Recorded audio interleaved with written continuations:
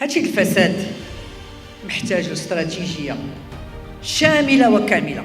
حنايا ديالنا ملي شي واحد كيبسل بزاف كيقبطوه، حيت هادو عاقوا بهم في الخارج وما عمرهم ما غادي يحبوا. واش ما عارفينش هاد السيد هذا امي وكيتاجر في المخدرات ومعاه ريزو الخلا؟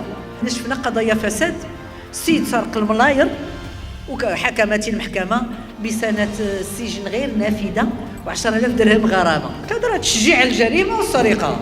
واش السيد ضرب 20 مليار وتقول لي تتحكم عليه ب 10,000 درهم غرامه؟ كيف يعقل؟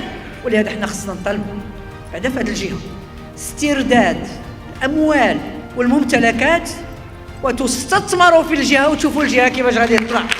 تابعوا هذا الشيء لان ما يمكنش نصبروا على الاميات وعلى الفساد ان يحكمنا. وفين غادي نمشيو حنايا؟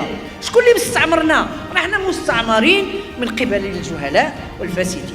هذا هو المشكل. ولهذا هذه مناسبة يجب المطالبة باستراتيجية وطنية شاملة لمحاربة الفساد، وأنه يتحمى المبلغ عن الفساد. ماشي كتقول له ما راه شفت هذا كيقول لك وانت فين كنتي باش خرجك في ديك الساعه باش شفتيه ولا ما شفتيه؟